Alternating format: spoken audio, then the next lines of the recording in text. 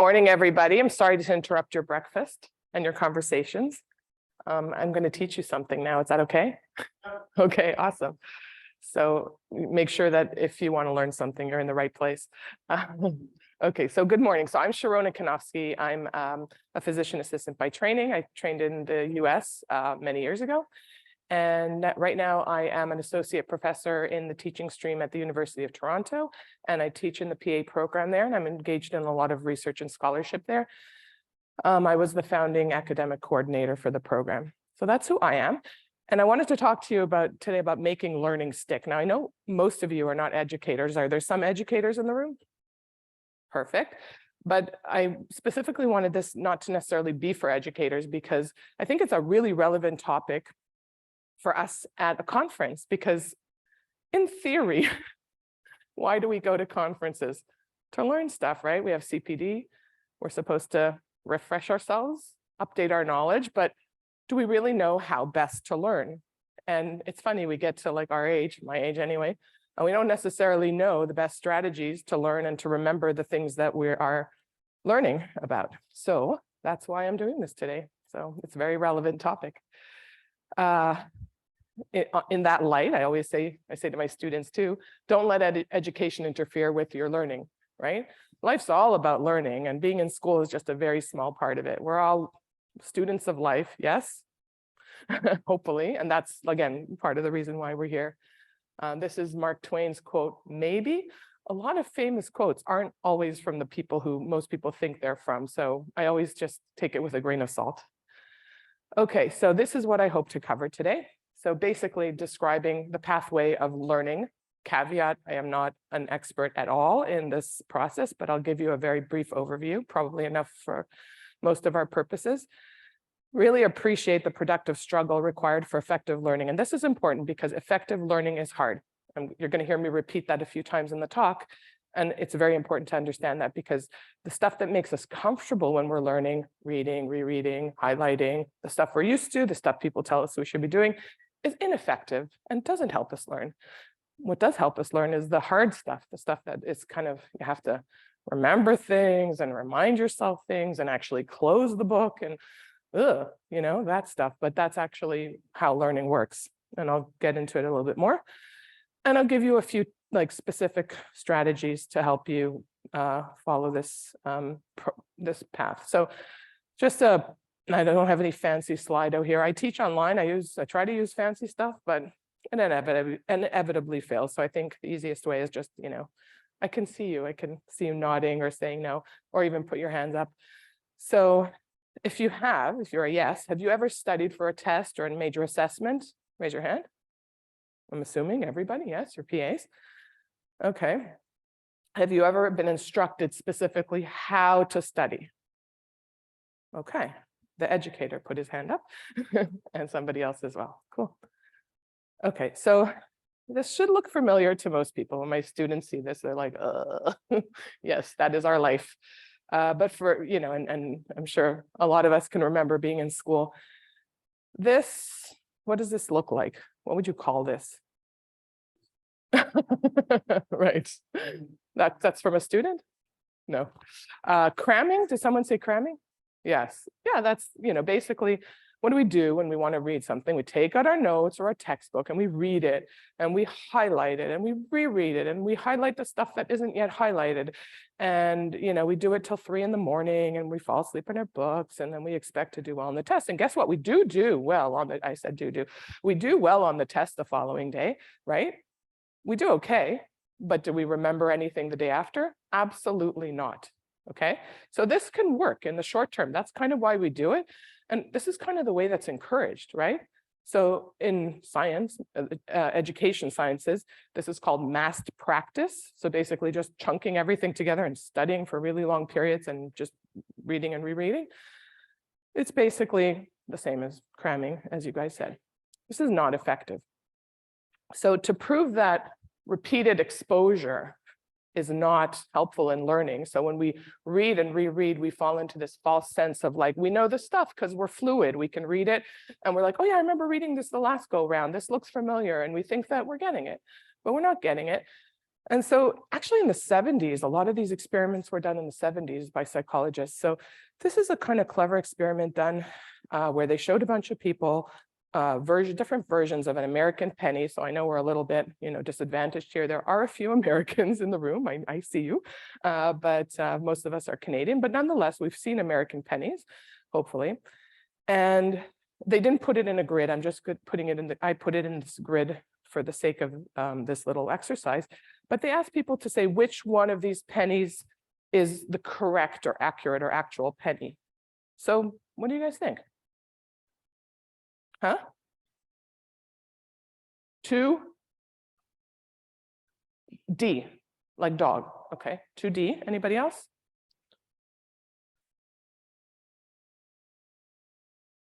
Huh? No other guesses? Or like, we don't know? They all look kind of the same? 2D, we have get one vote. Shall we move on? 1A, sure. Well, they're both wrong. It's 2B. But you're in the majority of people because only 40% of people got this right. 40% I actually thought was kind of high because I'm a dual citizen, I couldn't recognize it. But the point is, of course, we see this every day, and it's very hard for people to remember exactly what it looks. Exposure does not necessarily mean that it's embedded in your memory. And I thought of this, this example closer to real life. So say you're at your work environment, or it could be anywhere, and there's a small fire starting near the microwave or whatever. And what would you want to do? Huh? Small fire. We're not yet at running out of the building. We got a fire extinguisher. You guys this is good. You guys are ready. So where is that fire extinguisher?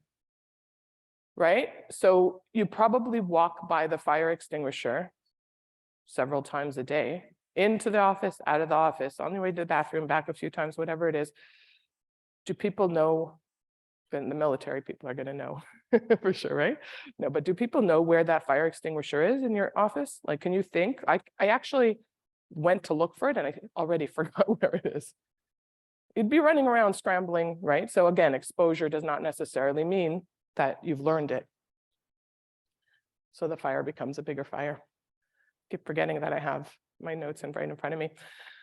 Okay, so the main takeaway points from today is that effective learning and study strategies can be learned. That's why I'm here. I never want to talk about something that can't be taught or learned, right? What's the point? So just so you know, even you can learn this, right? Even if you think you're already embedded in your habits of learning, but if you understand how it works, you can change your habits. So learners, which again, I make the argument that we are learners, you should know about these strategies. Why? Because that will help you plan how you learn, what you decide to do when you come to conferences, for example, how you decide to learn that material, and it will help you learn more effectively. And again, like I promised you, I would say this several times, learning is effortful. And if you're not feeling the pain, you're not learning, right? It's not just, doesn't go in just passively. Okay, so this is again, my little disclaimer that I'm not an expert in this, but I just wanted to point out very kind of broad strokes of how learning and how memory works. So we are exposed to stimuli everywhere, every moment of the day. There's so much going on around us. That's our senses, we perceive. Most of that stuff, thankfully, right, goes out the window, right? We forget most of that stuff really within milliseconds, right? Like just as I'm scanning the room, I'm getting a lot of visual and not all of it is, sticking, obviously, that would be bad. Really, it's when we choose to pay attention that we can actually embed some of that information in our short-term memory. And short-term memory is really short, right? It's less than a minute. Forgetting happens everywhere along the way. As I said, when the perceptions come in, we forget most of it. I don't know what percentage, but most of it's gone. When things come into our short-term memory, like even what you're hearing in this minute, in the next minute, most of it will have been forgotten. You won't be able to verbatim, some of you maybe, but repeat what I've just said, right? And that's from short-term memory is where we get this cycle of encoding into long-term memory. And so you have to be able to pay attention. That's kind of the first step. It has to be important to you. Sometimes it's important to you when you decide, okay, I want to learn this. I'm going to focus. I'm going to concentrate. I'm going to kind of just remove all the other distractions. Or sometimes it's because something external causes you to like embed that memory, like a emotional event of really something that scares you or something that excites you or something like that will help embed memory from short-term to long-term memory. I'm sure you can all think of examples of something that is just, you remember it like it was yesterday because of the emotions that are connected to that. And it's really through the process of retrieval from long-term memory back into short-term memory. So bringing it, getting it, accessing that information that you've sort of started to encode, that cycle that you see at the end of the right end of the slide is really how where the learning takes place. So it's a cycle of like retrieving from long-term memory into short-term memory, usually, hopefully for application, right? That's where we often need to retrieve the stuff that's in our brain. And every time you do that loop, the encoding gets stronger. So that knowledge embeds more deeply in your memory.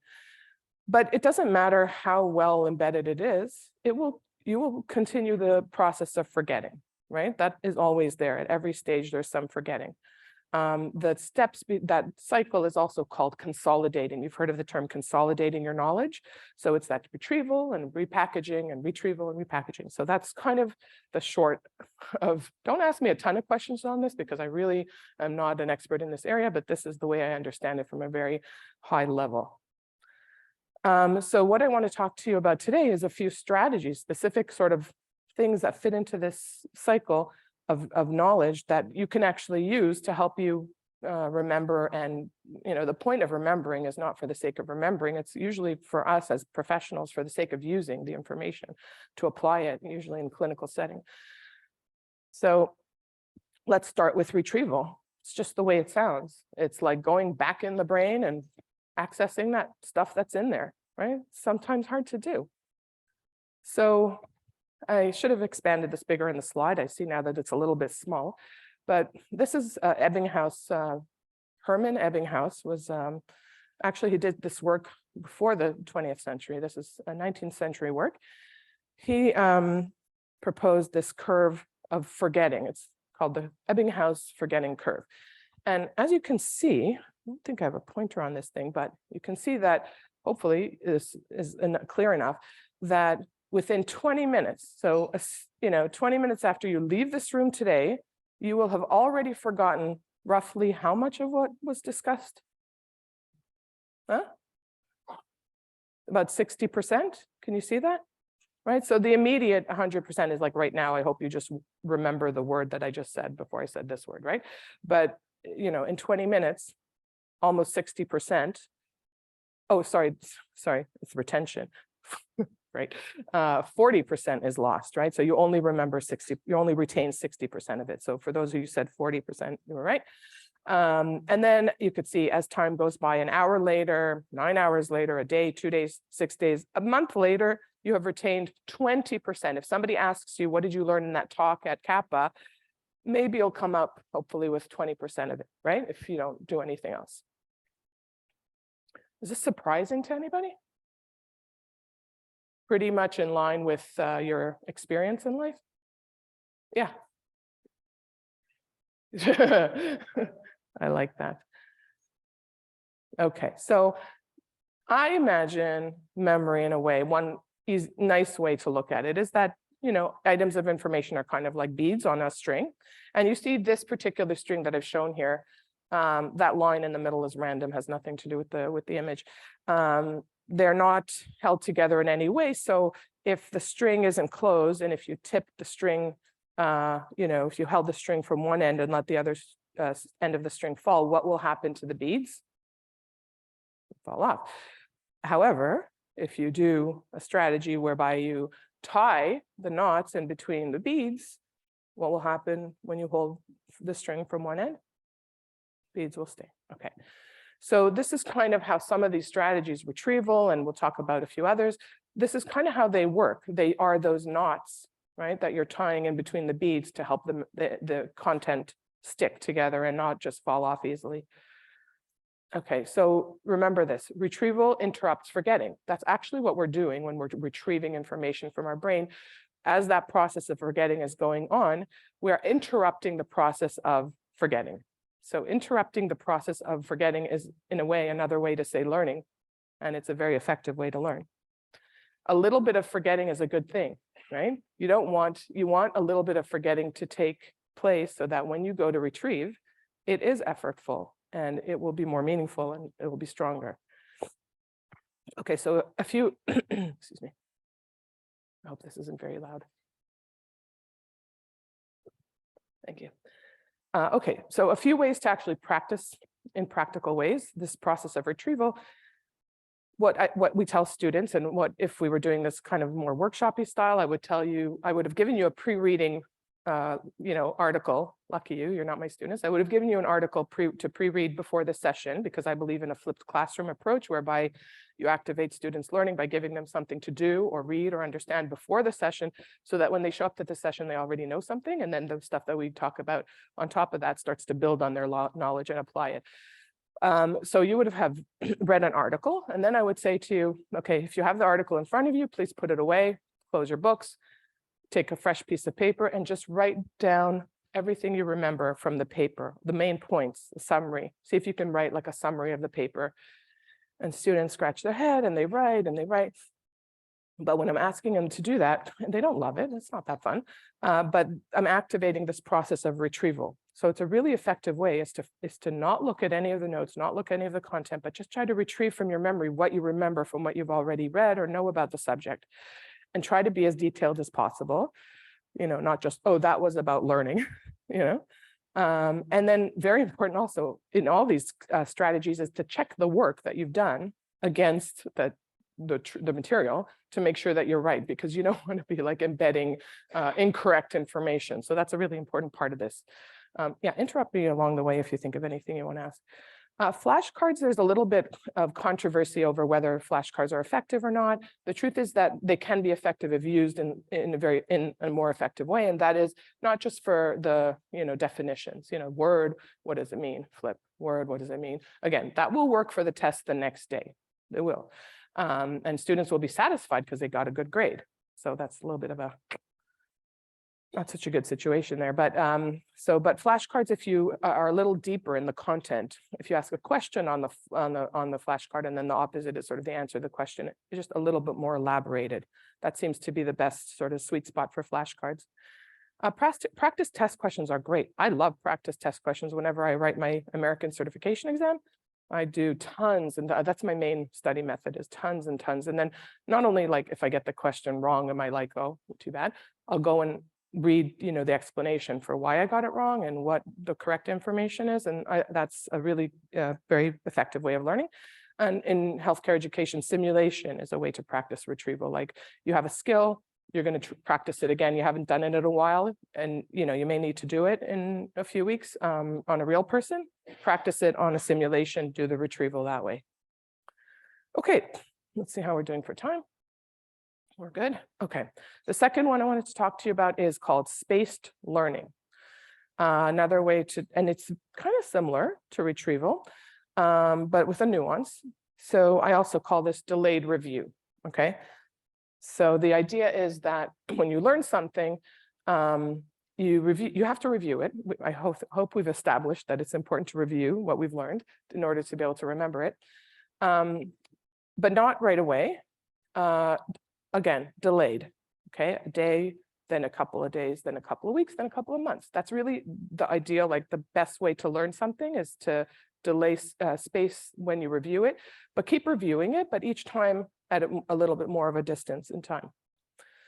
So remember the Ebbinghaus curve. So this is a similar curve, and what this one shows is similar graphs of forgetting, but each one of those episodes where the graph starts anew is a review session. So you see, we've got that here. They've told us that after a day we've retained 80%. Okay, you go back a day after a day, you review it. Well, you don't forget it to that level for another 2 days. So you've extended the amount of time that you remember that content. And hopefully, as you can see, the graph each time you review it, it levels off. And And eventually, after reviewing many times, you're not forgetting, you're really retaining a lot more of the information. So this idea of repeated review, or you're coming back to the material, and because of the review, the forgetting curve is essentially getting better, right? So that's nice. And again, spaced learning also interrupts forgetting. So those beads on the chain will not be falling off because you've kind of consolidated that knowledge by multiple reviews. Okay, so how do we do this? Planning early for studying. I know it's not always easy. In PA school, we expect our students to basically drink from a fire hose, we like to say. But for example, 5 hours spread over a week is much better, much more effective for learning than 5 hours chunked all together, right? Cramming, what we call it, cramming. Reviewing the material, as we saw in the graph slide, but not immediately after the session, right? Let a little bit of forgetting take place. That little bit of forgetting is a good thing. And then, you know, if I'm talking to students, I'll say, review the most recent material, and then always go back and review older content. When you're developing a curriculum, for example, for PAs, it's really good to come back to the same material. Don't expect that when you've taught it to them in year one, it's going to be at the beginning, it's going to be there at the end of year one, right? Coming back to the same topic and reinforcing them is really important. And, you know, hopefully at a more deeper and more sophisticated, complex really way. And yeah, like I said, they both rely on, both of the retrieval and the spaced learning rely on some forgetting. Okay.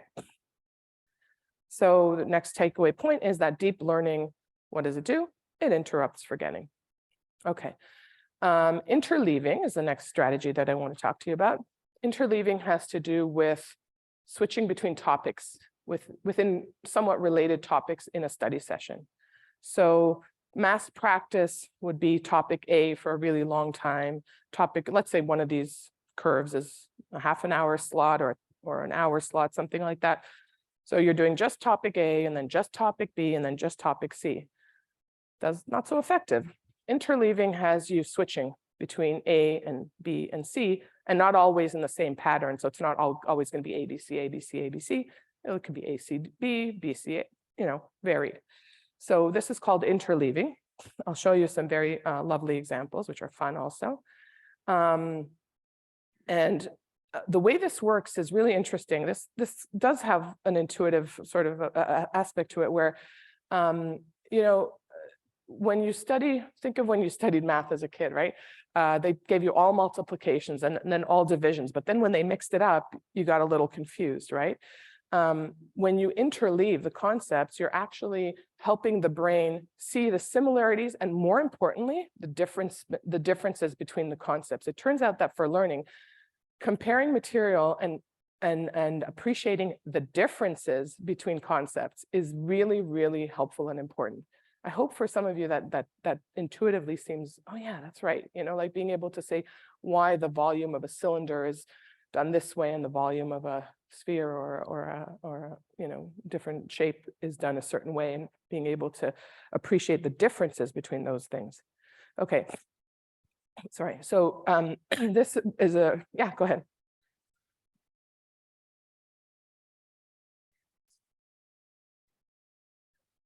Yeah, so they talk about this in terms of material that's related, right? Because it's within the same subgroup of topping. So a lot of this experimentation was done in school-age kids with mathematical concepts. But here's a nice example of a related concept. It's all within batting practice. So I'm a huge baseball fan. So anytime I can find something baseball related, I will use it. And this is a very elegant experiment that they did in Cal Polytech in California. They did extra batting practice for the baseball team. What they did is they divided the baseball team into two groups. One was the massed practice group and one was the interleaved group.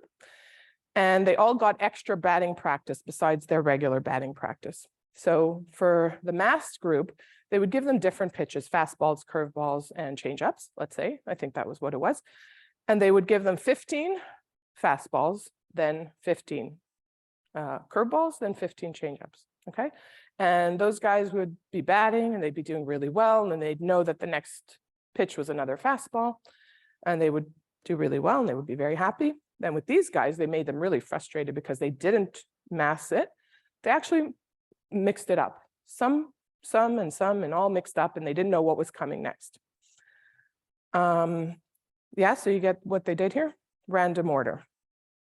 So yeah, so the top, remember, easy peasy, the top group, they improved really well during the practice. Why? Because when you know what the next pitch is, for any of you who watch the World Series or understand how baseball works a little bit, when you know what pitch is coming, it's by far much easier to hit it. Not super easy, I mean, at this high level, but much easier. And the interleaved group showed very, very minimal improvement during practice, and it really was frustrating for them because the pitches were all over the place and they didn't know what was coming next. Makes sense, right? Well, what they did was, I think they delayed 2 weeks or a few weeks later, they had them all come back for batting practice after the experiment was done. And the guys who, if you get extra batting practice, your batting average is going to go up. So the group in the mass practice, their batting average went up significantly, but the group in the interleaved, their batting numbers, their batting averages went up by much, much more. And I don't remember what the numbers were, but it was a significant difference in the improvement of the interleaving group, which is kind of nice, right? So it shows you that that effort really did pay off. And that's with like, I like this experiment too, because it shows us that it's, what do you call it, motor skill, right? Because a lot of what we do is motor skills, not just knowledge. A lot of what we do in clinical is motor skills. So this is an elegant, I thought. Oh, this is a shameless plug. So one of our recipients got a shameless plug of his kid the other day. So this is my son. This is probably 3 years old already. He's 16. He's a big man now, much taller than I am, but this is when he was a kid. So he's a future MLB player. So just, he'll give you his autograph for free if you come to me after he makes it to the big leagues. Okay, so back to interleaving.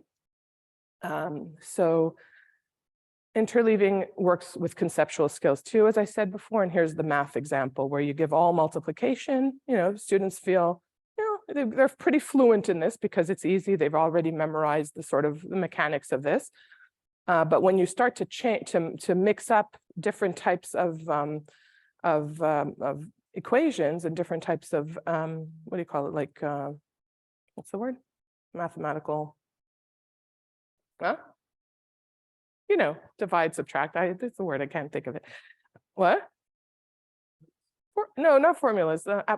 Anyway, it doesn't matter. There's a word. I'll think of it afterwards. What's that?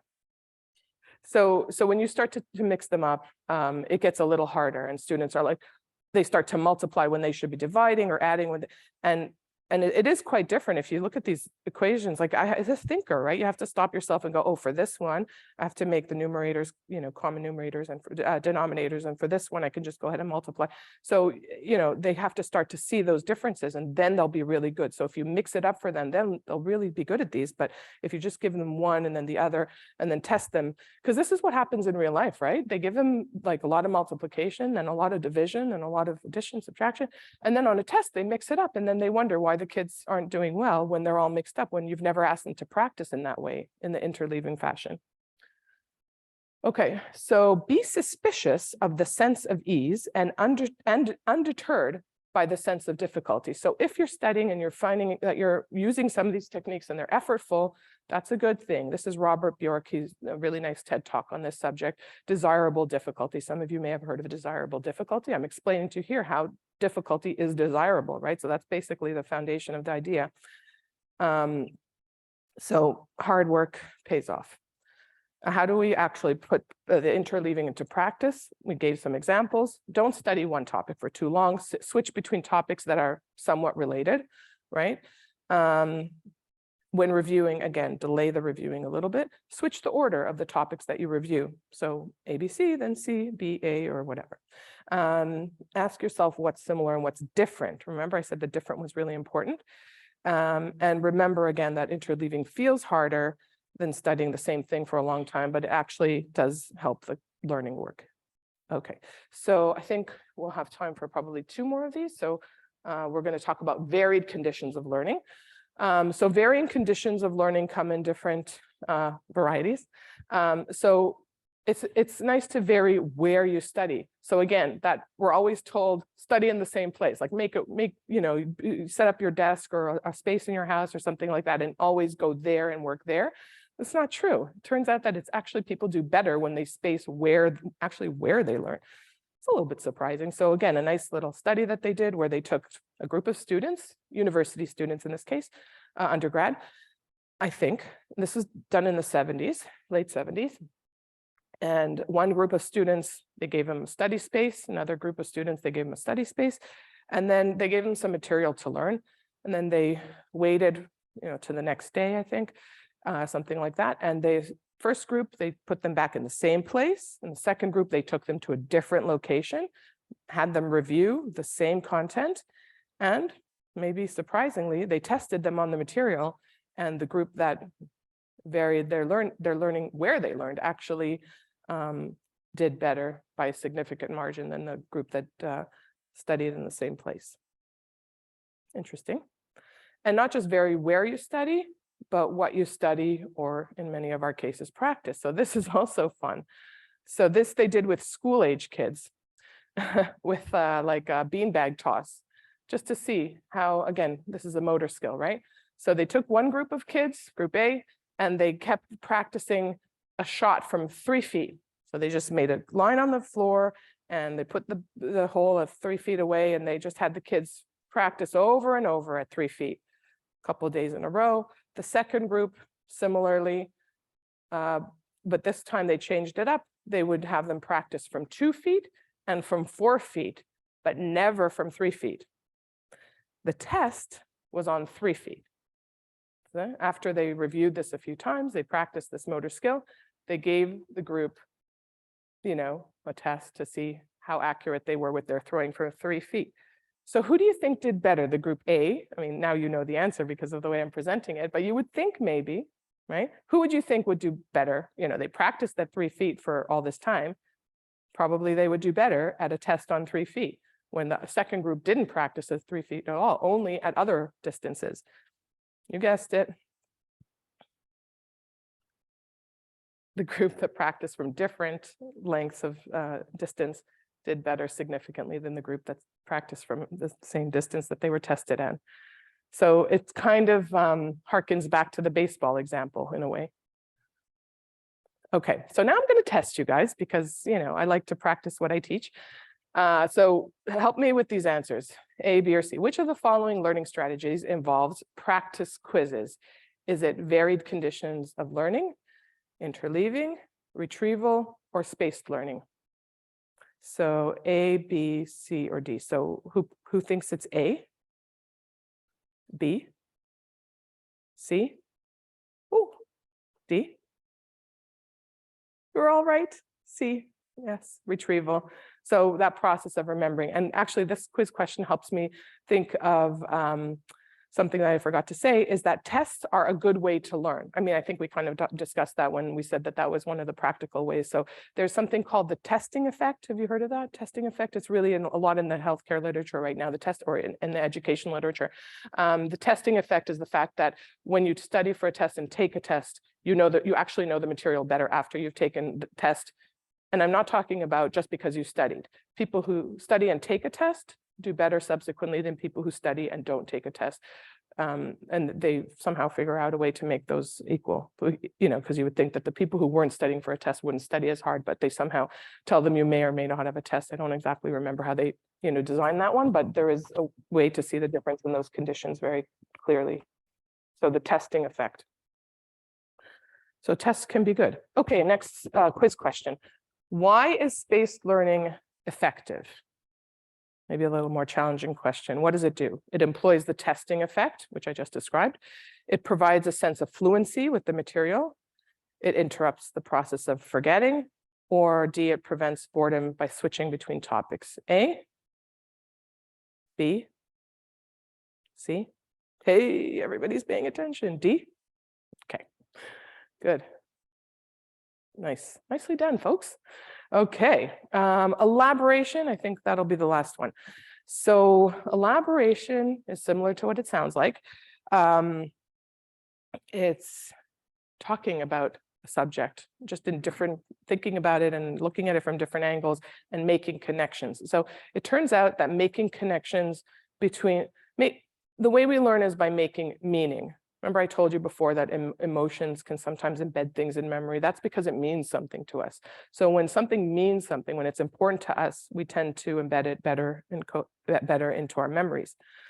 So elaboration is making connections so that there are meanings between concepts. So another really cool study, very old, relatively old, not as old as me. So on the left, okay, so here's what they did. This is very cool. I love this one. So they took a group of expert chess players. Anybody here an expert chess player? And they took a group, maybe, no? You're thinking about it? And they took a group of novice, like people who know the game but don't really, aren't really experts. And they showed them the board, let's say on the left side. I think it's the board on the left side. And they asked them to memorize the position of the players on the board. And then they gave them a chance to have some really good look at it for a little while. And then they went away and took the board away. And then they said, okay, recreate this on a board. Just recreate where all the pieces are positioned. The experts and the novice players, do you think they did the same or different? So the experts did by far, most of them could recreate this board to like a 90% accuracy or like amazing recreation of this board. And the novices had no idea. They repeated this with the board to the right, exactly the same. This time, it was exactly the same between the two groups. They remembered poorly. The expert chess players barely remembered how to position these players on the board, same as the novice. Why do you think?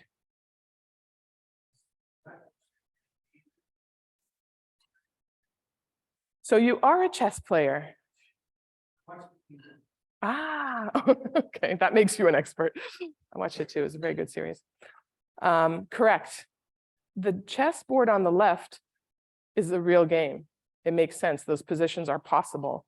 The one on the right is the random placement of, okay? So when the experts looked at this, when the masters looked at this, oh, they saw how, ooh, the white, the black, I mean, we see how we got there and we see what's gonna happen next. And this has a lot of meaning to them because this is an interesting board, mid-game, I guess. I don't know that much about chess, but this had meaning for them. The connections made sense. The one on the right was just random to them as it was for the novices. So it had very little meaning to them. So this nicely represents how we can remember things based on the meaning. So, something that's related to stuff that that you learn something on top of it, you're more likely to remember than something, that's how expertise, and we won't get into the topic of expertise, but the topic of expertise is very interesting and how you break it down for learners as an educator. And everybody knows this is the cast of a musical that was popular a few years ago. I had tickets to go in COVID. Anyway, yes, so this is Hamilton. And the reason I'm showing this picture is because this just happened last week. My son is in school in the US, in New York, and we're dual citizens.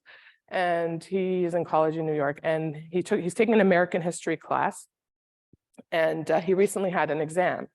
And I heard him talking to my husband on the phone for like hours. The Boston Tea Act and this and King George and all this like stuff about all this history of this time period before and after all, when Hamilton takes place.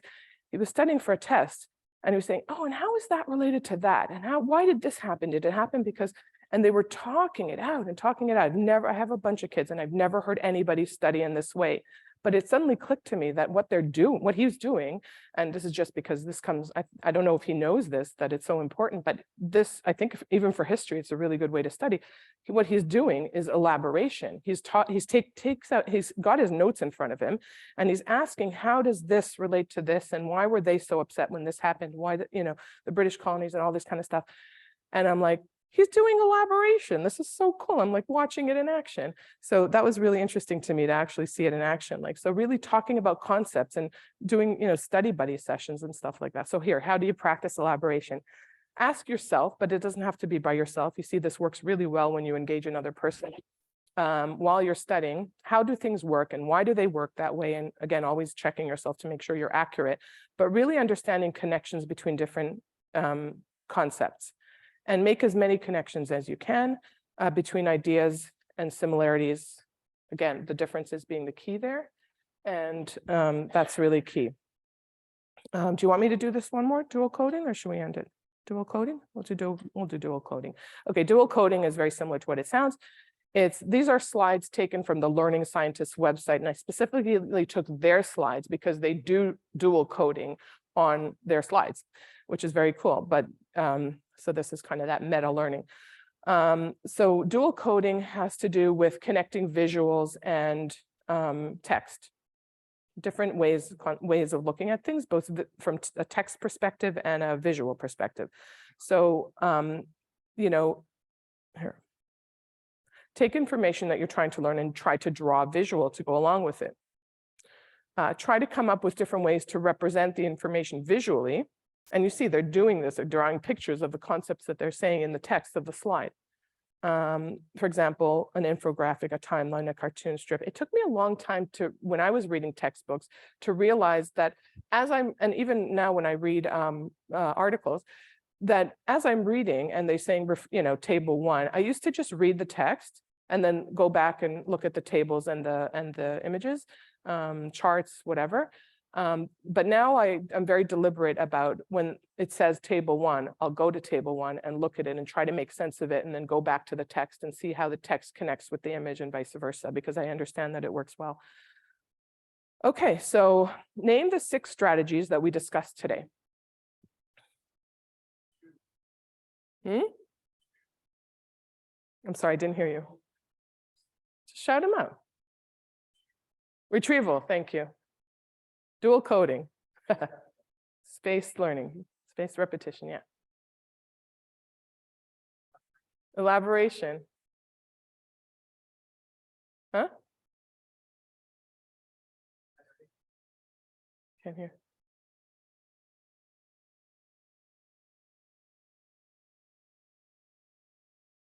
Interleaving.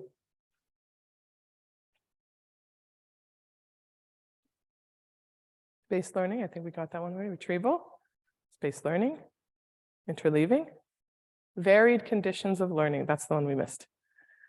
Elaboration and dual coding. Good. I put them in gray because I wasn't sure I was going to get to them. Yeah, good.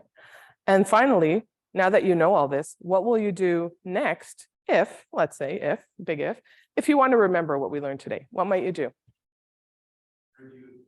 Hey, how would you do that?